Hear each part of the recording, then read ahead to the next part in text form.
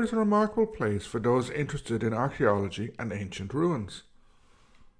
Within a few hundred meters can be found a ringfort, rock art, a monastic site with a remarkable carved cross, a cillín, as well as some 19th century history. In other words, elements ranging across a few millennia can be found there.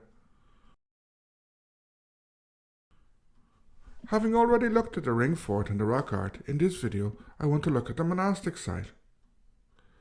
It's very near the ringfort.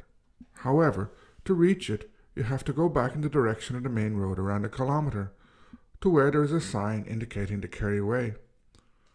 Follow the Kerry way for more or less a kilometre and you will find Loher Monastic site. This walk is very interesting, with lovely views and several signposts about local history, such as the house of a local character or a path followed by locals up the mountains.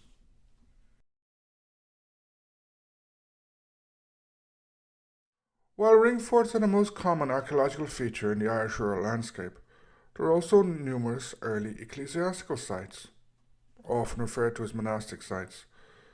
In early Christian Ireland, both ringforts and ecclesiastical sites were very common. As is well known, ringforts were fortified homesteads rather than forts. In ecclesiastical sites, there is often far more to them than meets the eye. According to O'Sullivan et al., these were often, quote, multi-purpose settlements, end quote. In addition to religious functions, these sites could be involved in farming, involving livestock and crops, craft working, and were even responsible for technological innovations such as water mills or tidal mills. Large sites such as Clonmacnoise or Armagh would have had an important economic impact as well. Obviously, the small and peripheral church site at Loher was insignificant compared to the latter two sites. However, it has its own beauty, and in its day most likely operated as a self-sufficient economic unit, perhaps even producing a surplus. Moreover, judging by the cross slab we'll talk about in a while, it also had or employed important craft workers.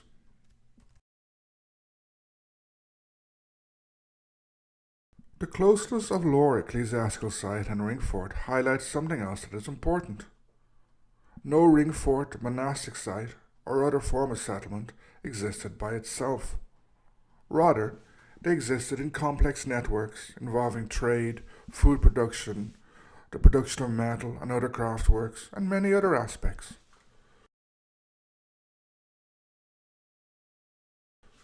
Loher contains many of the usual elements found in most such sites, such as a large enclosure, an oratory, huts, a cemetery, and cross slabs.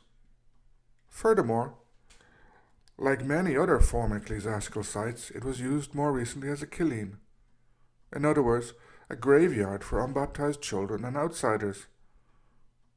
Like most cillíns, it is a poignant place. Formerly consecrated ground put back into practice to bury those excluded from official burial practices at the time. Most of the enclosure is now dotted with small stones marking burial places.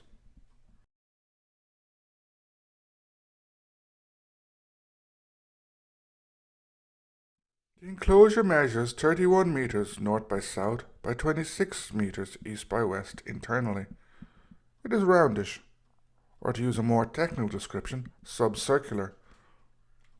Running round it is a wall that is up to 1.2 meters high externally, 0.9 meters high internally, and is between 2.3 and 4 meters in width.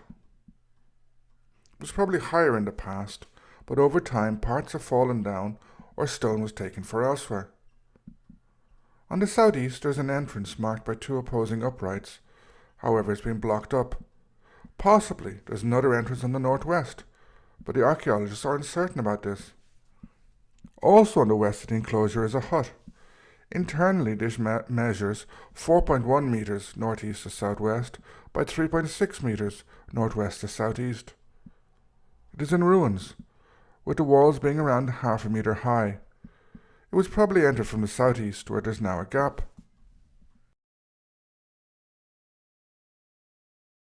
The most interesting part of this monastic site is in the northeast corner, where there's a subrectangular raised platform or area. This is just under a metre high and measures 13.5 metres by 8 metres. It is marked by a number of upright slabs and is accessed by 2 steps, flanked by other upright slabs. This platform contains a small archway or church, a leacht, and 3 cross and striped stones. Little remains of the leacht. It is at the side of the platform and measures around 4 metres by 3 metres. A leacht is a feature found in many Irish early Christian sites. It often consists of a cairn and may have marked a special grave. They were often visited by pilgrims.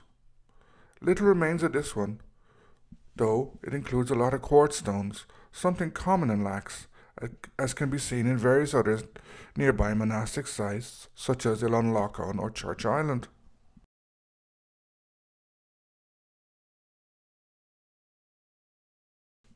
The artery is small, measuring 2.25 metres north-south by 3.1 metres east-west internally.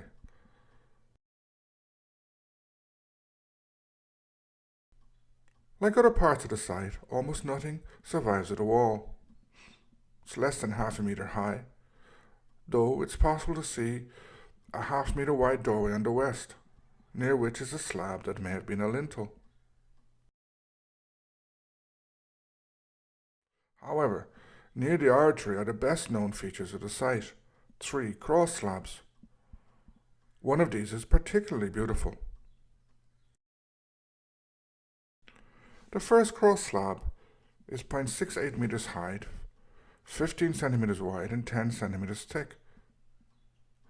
It has a somewhat faint single-line cross carved in its western face. 2 metres away is the next cross, which is similar, 0.57 metres high, 16 centimetres wide and 10 centimetres thick, also having a faint single-line cross carved low down in its western face. The final cross slab is different, very different. It is taller and thicker than the others, measuring 1.16 metres high, 26 centimetres wide and 16 centimetres thick. What is most different about it is the remarkable engraving on it.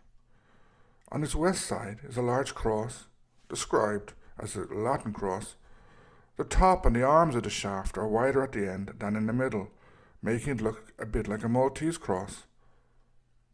It has been suggested that this is influenced by Coptic Christianity. Beneath his arms are versions of the Alpha and Omega symbols, while below the bottom of the shaft are 2 dots.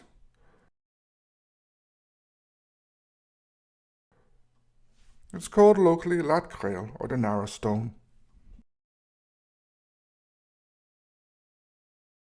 The leacht is remarkable.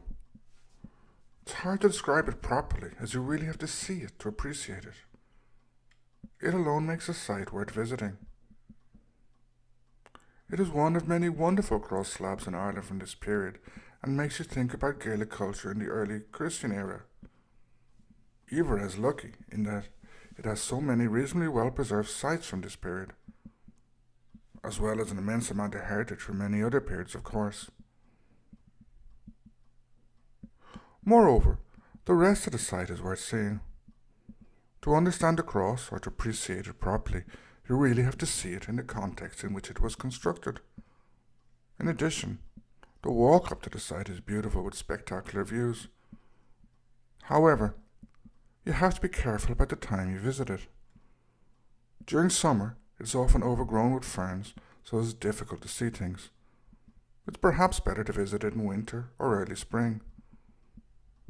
Finally, if possible, I would also recommend visiting the cashel at the same time. This allows you to get a better understanding of the relationship and interconnections between the 2 places, rather than just seeing each individually.